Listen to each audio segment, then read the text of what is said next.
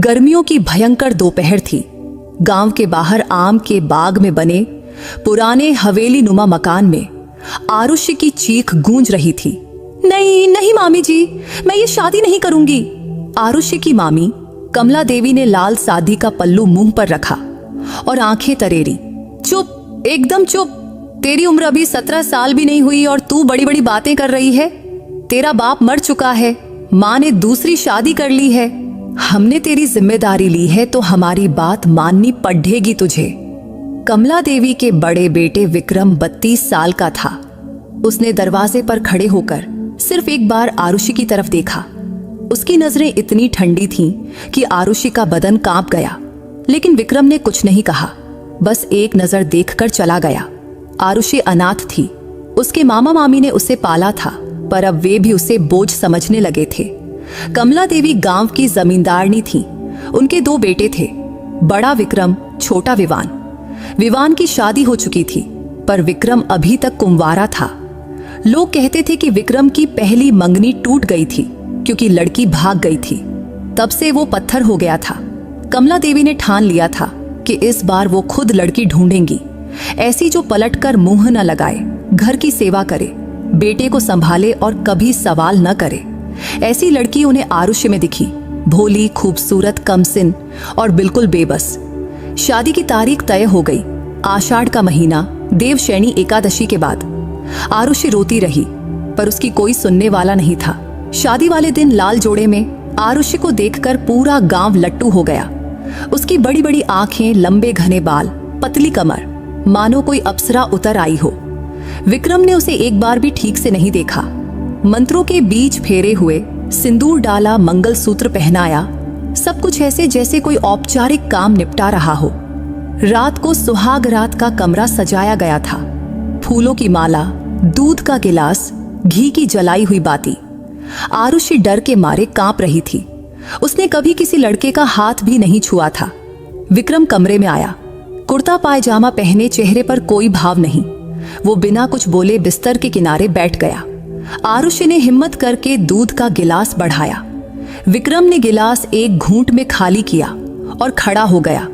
सुनो, उसकी आवाज में बर्फ थी। मैंने ये शादी अपनी माँ के कहने पर की है। मुझे तुमसे कोई उम्मीद नहीं है, न तुम मुझसे कोई उम्मीद रखना। सो जाओ, कहकर वो बालकनी में चला गया और सिगरेट सुलगा ली। आरुषि दूध का गिलास हाथ में लिए पत्थर हो गई। उसकी आंखों से आंसू टपकने लगे। उसने सोचा था कि शायद उसका पति उसे प्यार करेगा, सहारा देगा, पर यहां तो पहले ही दिन सब खत्म हो गया। बाहर विक्रम धुआं उगलता रहा। उसका दिल कह रहा था, ये लड़की सिर्फ 17 साल की है, मैं उसका क्या करूंगा। पर उसका अहम कह रहा था, अब ये मेरी बीवी है, मेरी जिम्मेदारी है। दोनों की रात बिना नींद के गुजर गई। अगली सुबह कमला देवी ने जब पूछा, बेटा रात कैसी रही, तो आरुषि ने शर्माकर सिर झुका लिया और कुछ नहीं बोली। कमला देवी समझ गई। उन्होंने मुस्कुराकर कहा, कोई बात नहीं बेटी, धीरे धीरे सब ठीक हो जाएगा। पर आरुषि को पता था कुछ भी ठीक नहीं होने वाला। सुबह की पहली किरण हवेली के बड़े आंगन में पड़ी ही थी कि कमला देवी की तेज आवाज गूंजी, आरुषि उठी कि नहीं अभी तक? सूरज सिर पर चढ़ा आया और तू सोई है? चाय बना, नाश्ता तैयार कर, आज से घर की सारी जिम्मेदारी तेरी है। आरुषि रात भर रोती रही थी, आंखें सूजी हुई थीं, पर उसने जल्दी से मुंह हाथ धोया, लाल साड़ी का पल्लू सिर पर लिया और रसोई में पहुंच गई। पहली बार इतने बड़े चूल्हे पर चाय चढ़ाई, पूरी सब्जी बनाई। हाथ कांप रहे थे, पर किसी ने देखा नहीं। जब सब डाइनिंग टेबल पर बैठे तो विक्रम ने एक बार भी उसकी तरफ नहीं देखा। कमला देवी ने पूरी तोड़ी और बोली, बेटी नमक थोड़ा कम है, कोई बात नहीं, कल से ध्यान रखना। आरुषि ने जी मम्मी जी कहा और सिर झुका लिया। उसके मन में बस एक ही सवाल था, मैंने क्या गुनाह किया जो मुझे ये सजा मिली। शाम को विक्रम की छोटी भाभी नेहा यानी विवान की पत्नी ने आरुषि को अपने कमरे में बुलाया। सुनो छोटी, मम्मी जी ने बोला है कि आज से तुम विक्रम भैया को रिंझाने की कोशिश करो। वो पत्थर हैं, पिघलेंगे नहीं आसानी से, पर तुम्हें मेहनत करनी पड़ेगी। आरुषि ने शर्मा कर कहा, भाभी मैं क्या करूं? वो तो मुझसे बात भी नहीं करते। नेहा हंसी। अरे पगली, ये तो औरत का काम है, मर्द को अपना गुलाम बनाना। आज रात तुम ये लाल रंग की नाइटी पहनना, मैं लाई हूं शहर से, और ये परफ्यूम भी लगा लेना।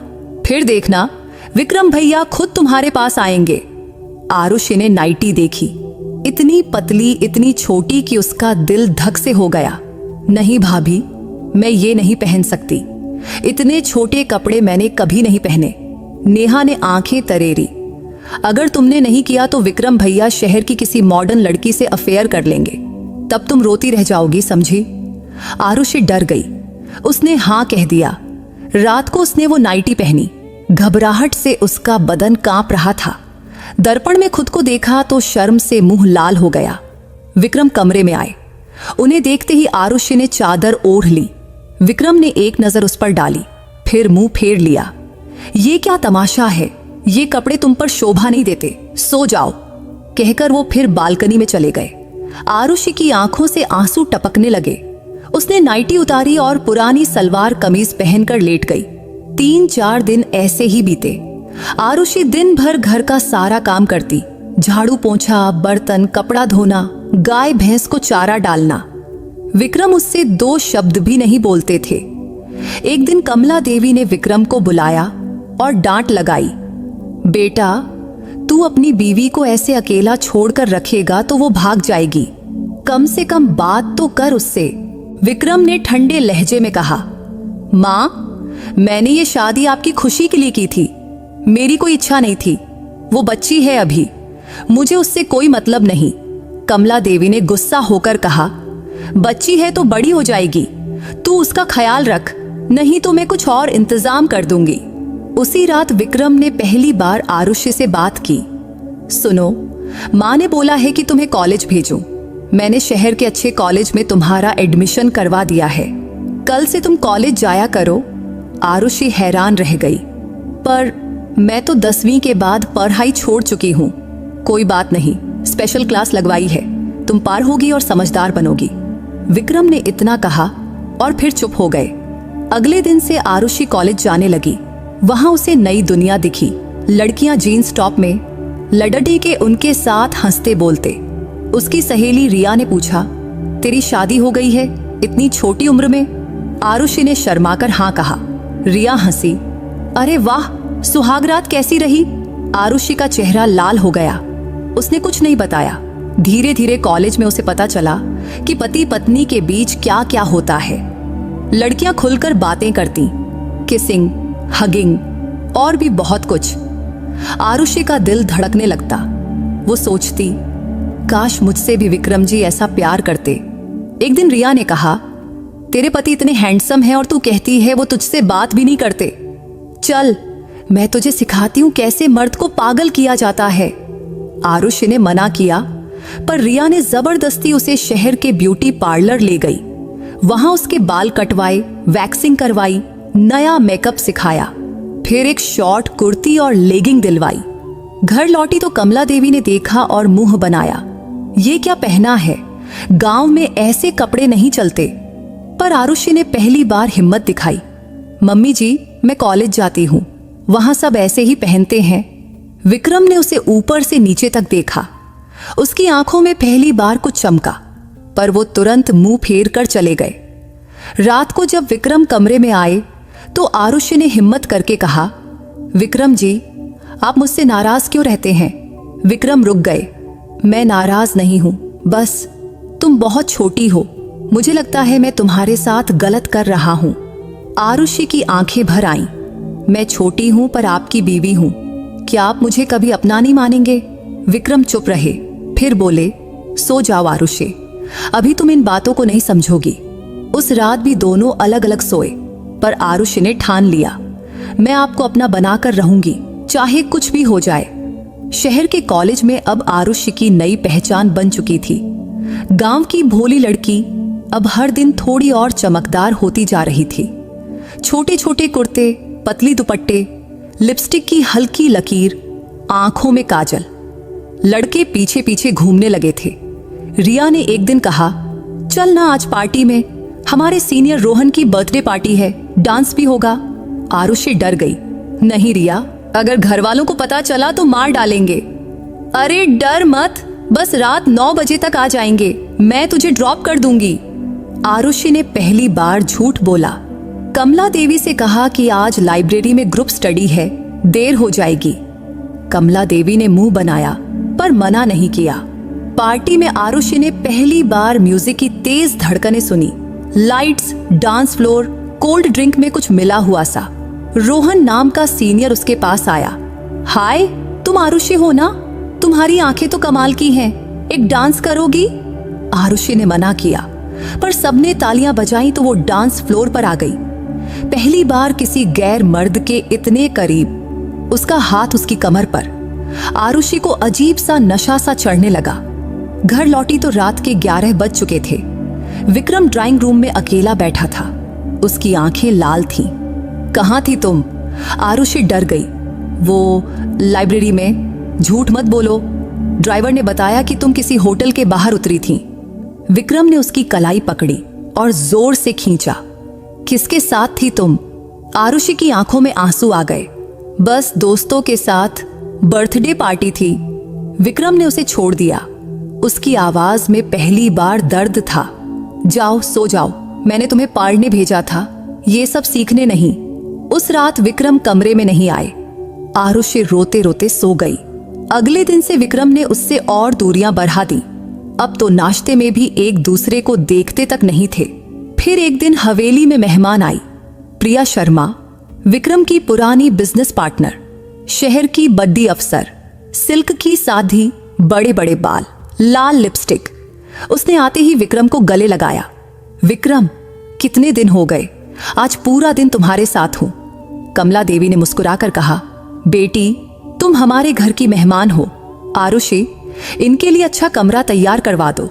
आरुषि ने प्रिया को देखा। वो इतनी सुंदर थी कि उसका दिल डूबने लगा। खाने की टेबल पर प्रिया विक्रम के बगल में बैठी, हंसती बोलती। आरुषि ने जब सबको खाना परोसा तो प्रिया ने कहा, आरुषि तुम तो अभी बच्ची हो, विक्रम ने बताया था तुम सिर्फ 17 की हो। अरे वाह, विक्रम ने तो लॉटरी लगा ली। सब हंस पड़े। आरुषि का चेहरा लाल हो गया। रात को प्रिया और विक्रम देर तक बिजनेस की बातें करते रहे। आरुषि अपने कमरे में बेचैन होकर टहल रही थी। रात के 12 बज गए। विक्रम अभी तक नहीं आए। वो धीरे से नीचे गई।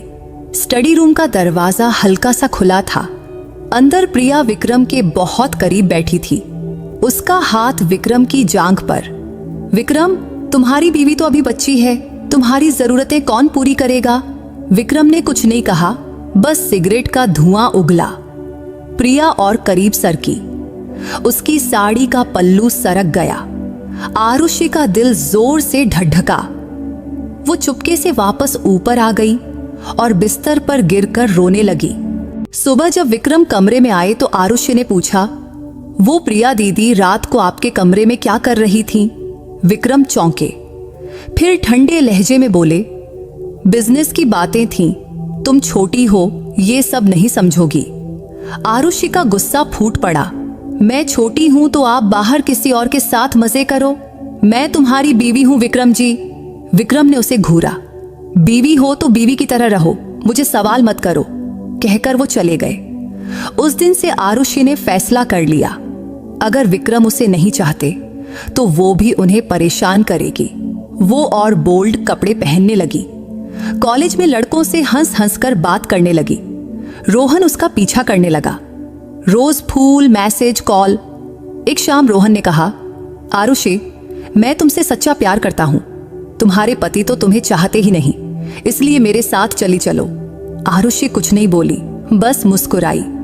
उसी रात प्रिया फिर आई और इस बार वो 3 दिन रुकने वाली थी। आरुषि को लगा अब उसकी जिंदगी में आग लगने वाली है। प्रिया के आने के दूसरे दिन सुबह सुबह हवेली में हलचल मच गई। कमला देवी ने आरुषि को बुलाया और सख्त लहजे में कहा, देख बेटी, प्रिया शहर की बड़ी अफसर है। विक्रम का बहुत बड़ा प्रोजेक्ट इनके साथ है। तू इनका पूरा ख्याल रखना। इनके लिए अलग से नाश्ता, चाय, जो भी कहे फौरन करना, समझी? आरुषि ने सिर झुकाकर जी कहा, पर अंदर से आग भड़क रही थी। नाश्ते की टेबल पर प्रिया ने आरुषि को ऊपर से नीचे तक घूरा और मुस्कुराकर बोली, आरुषि, तुम तो बिल्कुल गुड़िया लगती हो। विक्रम ने बताया था तुम गांव की हो, पर तुम्हारी स्किन तो मक्खन जैसी है। कोई खास नुस्खा? आरुषि ने जवाब दिया, जी बस दही हल्दी लगाती हूँ।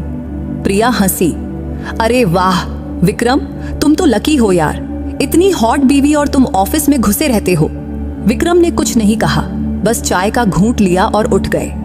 दोपहर को प्रिया ने विक्रम को कहा, चलो ना तुम्हारे खेत दिखाओ, बहुत दिन हो गए गांव की हवा खाई है।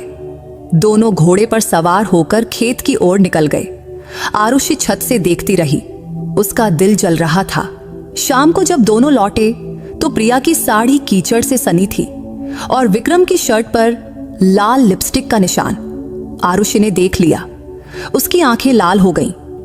रात का खाना खत्म होते ही प्रिया बोली, विक्रम आज बहुत थक गई हूं, मेरी पीठ दर्द कर रही है, थोड़ी मालिश करवा दो ना। कमला देवी ने तुरंत कहा, आरुषि जा प्रिया दीदी की मालिश कर दे। आरुषि के हाथ कांपने लगे, पर वो चुपचाप प्रिया के कमरे में गई। प्रिया ने ब्लाउज उतार दिया और सिर्फ ब्रा में लेट गई। आ जाओ गुड़िया, जोर से दबाना। आरुषि ने जैसे तैसे मालिश की। प्रिया आहें भर रही थी, विक्रम की उंगलियां तो जादू करती हैं, उसने कभी तुम्हारी मालिश की है? आरुषि चुप रही, उसकी आंखों में आंसू थे। रात के 11 बजे विक्रम कमरे में आए। आरुषि बिस्तर पर पीठ करके लेटी थी। विक्रम ने कहा, प्रिया को नींद नहीं आ रही थी, मैं बातें करवा रहा था। आरुषि ने पलटकर देखा, उसकी आंखें सूजी थीं। आपको जो करना है कीजिए, मुझे कोई फर्क नहीं पड़ता। विक्रम पहली बार गुस्सा हुए। क्या एक मतलब? मैं तुम्हारा पति हूं, तुम्हें फर्क पड़ डचना चाहिए। आरुषि हंस पड़ी। पति जो सुहाग रात को मुझे अकेला छोड़कर चला गया, जो दिन रात दूसरी औरत के साथ रहता है, आप बस नाम के पति हैं। विक्रम ने उसकी कलाई पकड़ दी। ऐसे बातें करना बंद करो, प्रिया सिर्फ बिजनेस पार्टनर है। आरुषि ने हाथ छुड़ाया। अच्छा, तो आज खेत में क्या बिजनेस हो रहा था? आपकी शर्ट पर लिपस्टिक का निशान भी बिजनेस का था? विक्रम के मुंह से बोल नहीं निकला, वो चुपचाप बाहर चला गया। अगली सुबह प्रिया ने सबके सामने आरुषि को ताना मारा। आरुषि, तुम तो अभी बच्ची हो, विक्रम जैसे मर्द को हैंडल करना तुम्हारे बस की नहीं। वो मुझसे कह रहा था कि उसे तुमसे बोरियत हो गई है।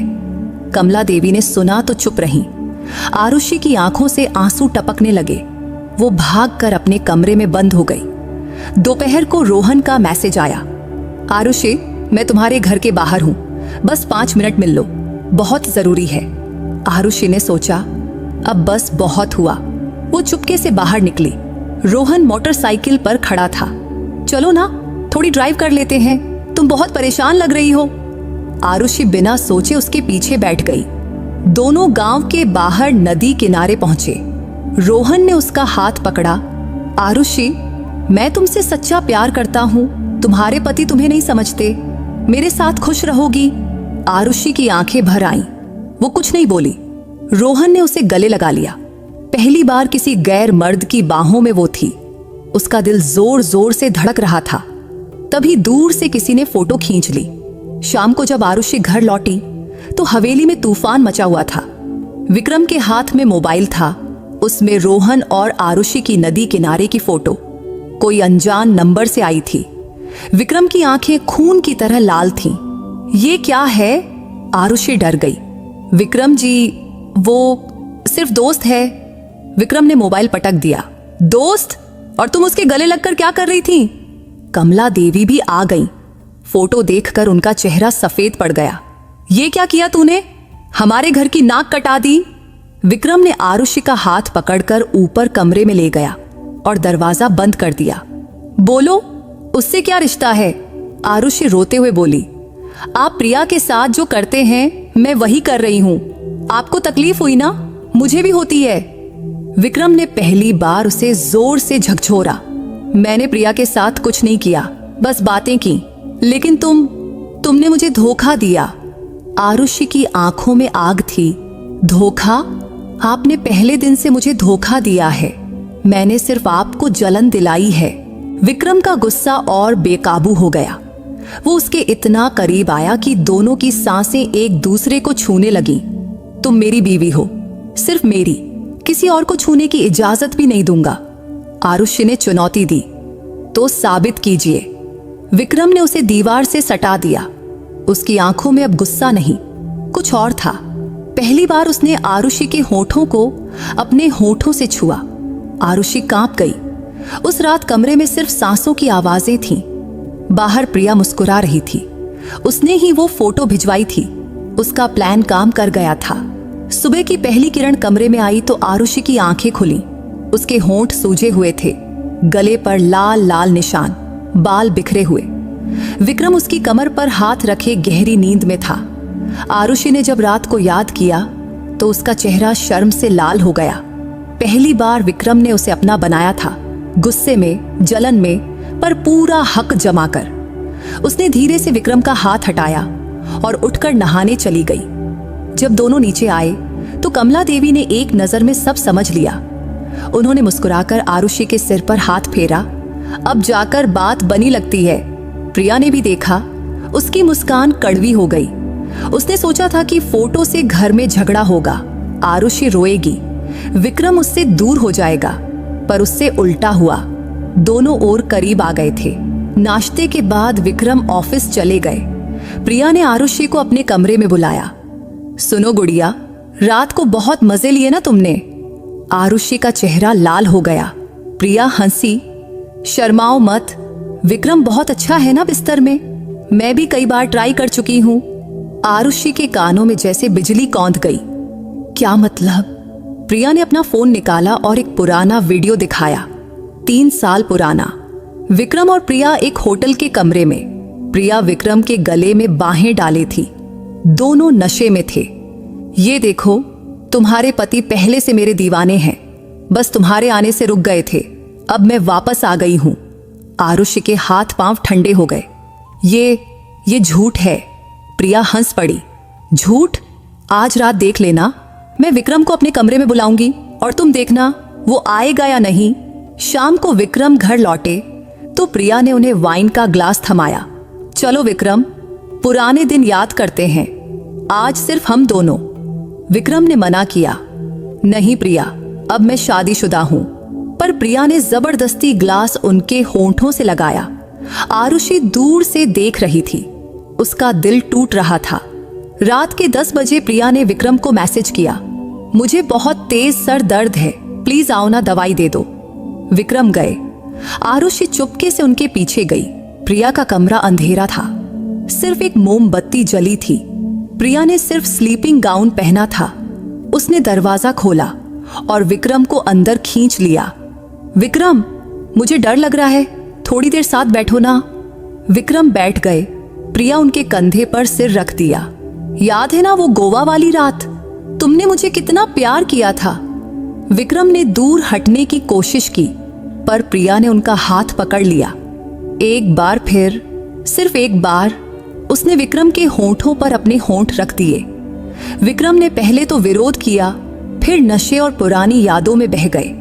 बाहर दरवाजे के पास आरुषि खड़ी सब देख रही थी।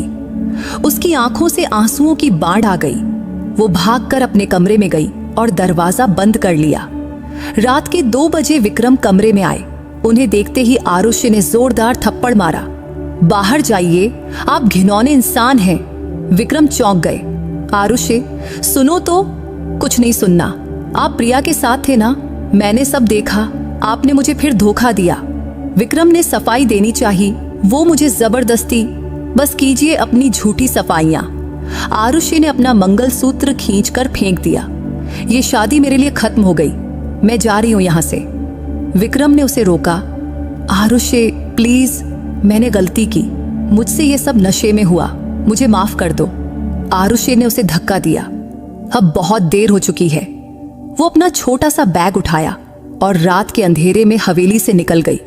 विक्रम पीछे पीछे दौड़ा, पर आरुषि ऑटो में बैठकर चली गई। सुबह कमला देवी को जब पता चला तो उनका रो रो कर बुरा हाल हो गया। प्रिया चुपके से अपना बैग लेकर निकलने लगी। विक्रम ने उसे गेट पर रोका और एक जोरदार थप्पड़ मारा। तुमने मेरी जिंदगी बर्बाद कर दी, आज के बाद मेरी नजरों के सामने मत आना। प्रिया हंसती हुई चली गई, क्योंकि उसका मकसद पूरा हो चुका था। विक्रम बुत बना खड़ा रहा। उसे पहली बार एहसास हुआ कि उसने जो खोया है वो उसकी सबसे अनमोल चीज थी। और आरुषि, वो शहर की बस में बैठी रो रही थी। उसके पास न पैसा था न कहीं जाने की जगह, बस एक नंबर था, रोहन का। बस स्टॉप पर सुबह के 5 बज रहे थे। आरुषि के पास सिर्फ एक छोटा सा बैग, सूजा हुआ चेहरा और जेब में 100-125 रुपए थे। उसने एक बार भी पीछे मुड़कर नहीं देखा। रोहन का मैसेज आया, आरुषि तुम कहाँ हो? मैं अभी आता हूं। आधे घंटे में रोहन अपनी बाइक पर पहुंचा। आरुषि को देखते ही वो दौड़कर आया और उसे गले लगा लिया। क्या हुआ बेबी, रो क्यों रही हो? चलो मेरे साथ, मैं हूं ना। आरुषि ने कुछ नहीं कहा, बस उसकी बाइक पर बैठ गई। रोहन उसे अपने किराए के फ्लैट पर ले गया। शहर के बीच में 2 कमरों का छोटा सा घर। तुम पहले आराम करो, फिर सब बताना। रोहन ने उसे बेड पर बिठाया और पानी का ग्लास दिया। आरुषि रोते रोते सारी बात बता दी। रोहन ने गुस्से से मुंह बिचकाया, विक्रम जैसा घमंडी आदमी तुझे डिजर्व ही नहीं करता। अब तुम मेरे साथ हो, मैं तुम्हें कभी नहीं रुलाऊंगा। उसने आरुषि का माथा चूमा। आरुषि ने कुछ नहीं कहा, बस आंखें बंद कर ली। दूसरी तरफ हवेली में कोहराम मचा था। कमला देवी बीमार पड़ गई। विक्रम रात दिन आरुषि को बाहर ढूंढता फिर रहा था। पुलिस में रिपोर्ट लिखवाया, गांव गांव पता किया, पर आरुषि का कोई अता पता नहीं। 10 दिन बीत गए। रोहन ने आरुषि को अपने फ्लैट में रखा, नया फोन दिलाया, नए कपड़े, मेकअप। धीरे धीरे आरुषि हंसने लगी, बाहर घूमने लगी, फोटो खिंचवाने लगी। रोहन ने सोशल मीडिया पर खूब फोटो डाला। दोनों कैंडल लाइट डिनर करते, बीच पर घूमते, एक दूसरे को गले लगाते। लेकिन तभी किसी ने ये फोटो विक्रम तक पहुंचा दिया। विक्रम ने फोटो देखा तो उसका खून खौल उठा। उसने तुरंत गाड़ी निकाली और शहर की ओर दौड़ा। दूसरी तरफ रोहन ने आरुषि से कहा, मुझे तुमसे शादी करनी है, आज ही कोर्ट में चलते हैं। आरुषि ने हंसकर हाँ कह दिया। फिर कोर्ट के बाहर फोटो खिंचवाई गई। उसी शाम रोहन ने स्टोरी डाला, Mrs and mister Rohan Sharma लिखकर। विक्रम को जब ये स्टोरी दिखी तो उसकी आंखें लाल हो गईं।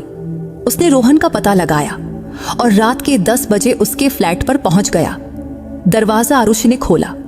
विक्रम को सामने देखते ही उसके पैर कांप गए। तुम यहां? विक्रम ने उसे कलाई से पकड़कर अंदर खींच लिया। रोहन सोफे पर बैठा था। विक्रम को देखते ही उठ खड़ा हुआ। ये कौन है आरुषि? विक्रम ने एक झटके में रोहन को कॉलर से पकड़ा। ये मेरी बीवी है, हाथ हटा इसको। रोहन ने भी गुस्सा दिखाया। अब ये मेरी बीवी है, हम कोर्ट मैरिज कर चुके हैं। विक्रम ने कागज मांगा तो आरुषि ने डरते हुए कोर्ट मैरिज का सर्टिफिकेट दिखाया। विक्रम ने उसे देखा और उसके हाथ से छीनकर फाड़ दिया। ये कागज का टुकड़ा कुछ नहीं होता। हिंदू रीति से जो बंधन होता है वो कोई कोर्ट नहीं तोड़ सकता। आरुषि रोने लगी। आपने मुझे धोखा दिया था, अब मुझे आजादी है। विक्रम ने उसे दीवार से सटा दिया। उसकी आंखों में आग थी। आजादी? तुम मेरी मांग में मेरा सिंदूर भर चुकी हो, मेरे गले में मंगलसूत्र डाल चुकी हो। तुम मेरी हो, सिर्फ मेरी। रोहन ने बीच में आने की कोशिश किया तो विक्रम ने एक मुक्का जड़ दिया तो रोहन जमीन पर गिर पड़ा। आरुषि चीखी, बस कीजिए विक्रम जी। विक्रम ने उसे गोद में उठाया और गाड़ी में डाल दिया। रोहन चीखता रहा, पुलिस की धमकी देता रहा, पर विक्रम ने सुना तक नहीं। हवेली पहुंचते पहुंचते रात के 2 बज चुके थे। विक्रम ने आरुषि को कमरे में ले जाकर दरवाजा बंद किया। अब कभी भागने की कोशिश मत करना। आरुषि रो रही थी। आप मुझे मार डालेंगे क्या? विक्रम ने उसके आंसू पोंछे। उसकी आवाज में पहली बार प्यार था। मारूंगा नहीं, अब जी भर के प्यार करूंगा। तुमने मुझे एहसास दिलाया कि तुम मेरे बिना नहीं रह सकती और मैं तुम्हारे बिना मर जाऊंगा। उसने आरुषि को बाहों में भर लिया। बाहर बारिश शुरू हो गई थी। कमरे में सिर्फ 2 जिस्म और एक दूसरे के लिए धड़कते दिल थे।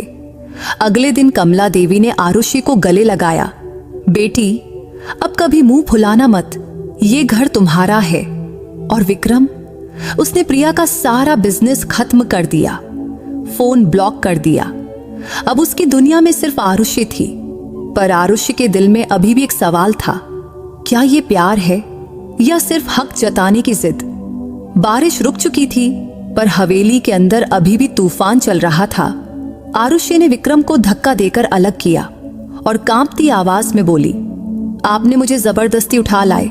ये प्यार नहीं, आपका घमंड है। मैं वापस जा रही हूं। विक्रम ने दरवाजा बंद कर दिया और चाबी अपनी जेब में डाल ली। अब तुम कहीं नहीं जाओगी। तुम मेरी बीवी हो, मेरे घर की बहू हो। बाहर दुनिया तुम्हारे लिए सुरक्षित नहीं है। आरुषि ने आंखों में आग भरी। सुरक्षित? जिस घर में मेरे पति ने मुझे पहले दिन ठुकराया, जहां मेहमान बनकर आई औरत ने मुझे अपमानित किया, वो घर सुरक्षित है? वह फूट फूट कर रो पड़ी। विक्रम ने उसे गले लगाने की कोशिश की, पर आरुषि पीछे हट गई। मुझे छूने की भी हिम्मत मत करना। अब मैं सिर्फ नाम की बीवी हूं। वो गुस्से में बाथरूम में घुस गई और दरवाजा अंदर से बंद कर लिया। विक्रम बाहर खड़ा रहा, सिर पकड़कर बैठ गया। सुबह कमला देवी ने दोनों को बुलाया। उन्होंने आरुषि के सामने हाथ जोड़ लिए। बेटी, मैंने ही ये रिश्ता तय किया था। मेरी गलती है कि मैंने तेरी उम्र नहीं देखी, पर अब तू इस घर की लक्ष्मी है। मुझे माफ कर दे। आरुषि ने सास के पैर छुए पर मुस्कुराई नहीं। मम्मी जी, मैं माफ कर सकती हूँ, पर भूल नहीं सकती। फिर उसने विक्रम की तरफ देखा। और आप कभी मुझसे सच्चा प्यार कर भी पाएंगे, या हमेशा यही डर रहेगा कि मैं भाग न जाऊं? विक्रम चुप रहा। उस दिन से आरुषि ने घर में रहना तो कबूल किया, पर विक्रम से दूरी बना ली। वो अलग कमरे में सोने लगी। नाश्ते खाने में आती, मगर विक्रम से नजरें नहीं मिलाती। कॉलेज जाना बंद कर दिया। दिन रात घर के काम में डूब गई। विक्रम को यह सजा सबसे भारी लग रही थी। वो रोज फूल लाता, सॉरी कहता, पर आरुषि पत्थर बनी रहती। एक शाम विक्रम ऑफिस से जल्दी लौटा। उसने देखा आरुषि छत पर अकेली बैठी रो रही थी। वो चुपके से पीछे गया और उसके कंधों पर हाथ रखा। आरुषि चौंक कर पलटी। क्यों तड़पा रही हो मुझे? विक्रम की आवाज में दर्द था। मैंने गलती की थी, पर अब मैं बदल गया हूं। मुझे एक मौका तो दो। आरुषि ने ठंडी आवाज में कहा। मौका? जब मुझे सबसे ज्यादा जरूरत थी, तब आपने मुझे अकेला छोड़ा। अब मेरी जरूरत नहीं रही तो मौका मांग रहे हो? विक्रम ने उसके सामने घुटने टेक दिए। मैंने कभी किसी से झुककर माफी नहीं मांगा, पर आज मांगता हूं, मुझे माफ कर दो। मैं तुम्हारे बिना मर जाऊंगा। आरुषि की आंखें भर आईं। वो कुछ देर चुप रही, फिर बोली, अगर मुझे सच में अपना बनाना है तो पहले मुझे आजादी दो। मुझे अपनी मर्जी से जीने दो, फिर देखूंगी कि आप मेरे लायक हैं या नहीं। विक्रम ने सिर झुका लिया। जैसी तुम्हारी मर्जी। अगले दिन से आरुषि फिर कॉलेज जाने लगी, पर अब वो पहले जैसी नहीं थी। वो और बोल्ड और आत्मविश्वासी हो गई थी।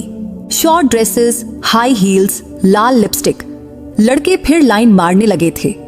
रोहन ने भी दोबारा मैसेज किया, पर आरुषि ने ब्लॉक कर दिया। अब विक्रम हर दिन उसे कॉलेज छोड़ता और लाता। गेट पर खड़ा उसकी एक झलक पाने को तरसता। शाम को घर लौटते ही आरुषि अलग कमरे में चली जाती। विक्रम दरवाजे पर खड़ा रहता, पर अंदर नहीं जाता। 1 महीना ऐसे ही बीता। विक्रम दिन ब दिन पिघलता गया। अब उसका घमंड टूट चुका था। अब वो आरुषि के बिना खाना नहीं खाता था, नींद नहीं आती थी। एक रात बारिश फिर शुरू हो गई। बिजली कड़की। आरुषि डर के मारे चीख पड़ी। वो दौड़कर विक्रम के कमरे में गई। तब विक्रम बिस्तर पर बैठा सिगरेट पी रहा था। आरुषि जाकर उसके सीने से लिपट गई। मुझे डर लग रहा है। विक्रम ने सिगरेट फेंकी और उसे कसकर बाहों में भर लिया। अब कभी अकेला नहीं छोड़ूंगा, वादा है। आरुषि ने उसकी आंखों में देखा। पहली बार उसने खुद विक्रम के होंठों पर अपना होंठ रख दिया। उस रात दोनों ने सारी दूरियां मिटा दी। बारिश बाहर बरसती रही और कमरे में 2 जिस्म एक हो गए। सुबह जब सूरज निकला तो आरुषि विक्रम की बाहों में थी। विक्रम ने उसके माथे पर किस किया। अब कभी शक मत करना, तुम मेरी जान हो। आरुषि ने मुस्कुराकर कहा, अब मैं भी आपको कभी नहीं छोड़ूंगी, पर याद रखना, अगर फिर गलती की तो इस बार सच में चली जाऊंगी। विक्रम ने हंसते हुए उसे फिर बाहों में खींच लिया। अब तो मेरी सांसें भी तुम्हारे नाम हैं। बाहर कमला देवी ने दरवाजे पर कान लगाया और मुस्कुरा दी। उन्होंने मंदिर में घंटी बजाई और भगवान को धन्यवाद दिया, और हवेली में फिर से खुशियां लौट आईं। इस बार सच्ची वाली। कार्तिक मास की पूर्णिमा थी। हवेली को दियों से सजा दिया गया था। तुलसी विवाह का दिन। कमला देवी ने सुबह सुबह आरुषि को बुलाया और लाल बनारसी साड़ी, सोने के गहने और एक नया मंगल सूत्र थमा दिया। आज तुम्हारा फिर से गौना है बेटी, इस बार दिल से। आरुषि ने शर्माते हुए साड़ी पहनी। आज वो खुद को दुल्हन की तरह तैयार कर रही थी। कोई जबरदस्ती नहीं थी। काजल की लकीर, लाल बिंदी, सिंदूर की मोटी रेखा। जब वो सीढ़ियां उतरी तो विक्रम खड़ा था शेरवानी में। उसकी आंखें देखती ही रह गईं। पंडित जी आए। छोटा सा हवन कुंड सजा। कमला देवी, विवान, नेहा भाभी, सारे घर वाले गवाह बने। विक्रम ने आरुषि का हाथ थामा और 7 फेरे लिए। हर फेरे में उसने धीरे से कान में कहा, पहला फेरा, अब कभी शक नहीं करूंगा। दूसरा फेरा, तेरी हर खुशी मेरी जिम्मेदारी। तीसरा फेरा, तेरे सपनों को उड़ान दूंगा। चौथा फेरा, तेरे साथ हर सुख दुख में रहूंगा। पांचवा फेरा, तेरी हंसी मेरी पूजा है। छठा फेरा, तेरे बिना एक पल भी नहीं जी सकता। सातवां फेरा, ये जीवन और 7 जन्म तुझे सौंपता हूं। फेरे पूरे हुए तो विक्रम ने खुद अपने हाथों से आरुषि की मांग में नया मोटा सिंदूर भरा, फिर नया मंगल सूत्र पहनाया। आरुषि की आंखें भर आई। वो पहली बार शिद्दत से विक्रम के गले लगी, वो भी सबके सामने। रात को सुहाग रात का कमरा फिर से सजा, पर इस बार फूलों की माला के साथ आरुषि की पसंद के गुलाब थे। दूध का ग्लास नहीं, चॉकलेट मिल्क शेक था। विक्रम ने आरुषि को गोद में उठाया और बिस्तर पर बिठाया। डर लग रहा है? उसने मुस्कुराकर पूछा। आरुषि ने शर्माते हुए सिर हिलाया। अब नहीं। विक्रम ने धीरे से उसका घूंघट उठाया। तुमने मुझे इंसान बनाया आरुषि। पहले मैं सिर्फ जमींदार था, अब तुम्हारा दीवाना हूं। उसने आरुषि के होंठों पर अपना होंठ रखा। आरुषि ने भी पहली बार पूरी बाहें उसके गले में डाली। आज कोई जल्दबाजी नहीं थी, कोई गुस्सा नहीं था। बस 2 जिस्म, 2 आत्माएं एक दूसरे में पूरी तरह समाती हुई। विक्रम ने उसके कानों में फुसफुसाया, अब बच्ची नहीं, मेरी रानी हो तुम। आरुषि ने हंसते हुए कहा, और आप अब राजा नहीं, मेरे गुलाम हो। दोनों हंस पढ़े। फिर रात भर कमरे में सिर्फ सांसों की सरगम और प्यार की बारिश हुई। सुबह जब सूरज निकला तो कमला देवी ने दरवाजा खोला। आरुषि विक्रम की बाहों में सोई थी। मंगलसूत्र उसकी गर्दन पर चमक रहा था। सिंदूर उसकी मांग में लहरा रहा था। कमला देवी ने आशीर्वाद दिया और चुपके से दरवाजा बंद कर दिया। 9 महीने बाद हवेली में किलकारी गूंजी और एक नन्ही सी परी ने जन्म लिया। आरुषि गोद में बच्ची लिए मुस्कुरा रही थी। विक्रम उसके बगल में बैठा उसका माथा चूम रहा था। नाम क्या रखें? आरुषि ने पूछा। विक्रम ने बच्ची के माथे पर किस किया और बोला, आशा, क्योंकि तुमने मेरी जिंदगी में आशा जगाई। आरुषि ने उसकी आंखों में देखा और मुस्कुराई। अब कोई शिकवा नहीं, कोई शक नहीं, बस बेइंतहा प्यार था। और हवेली की दीवारें फिर से खुशियों से गूंज उठी, इस बार हमेशा हमेशा के लिए। तो दोस्तों, अगर आपको आरुषि की ये कहानी पसंद आई हो तो इस वीडियो को लाइक और चैनल को सब्सक्राइब करना मत भूलना। फिर किसी नई कहानी में मुलाकात होगी। बाय।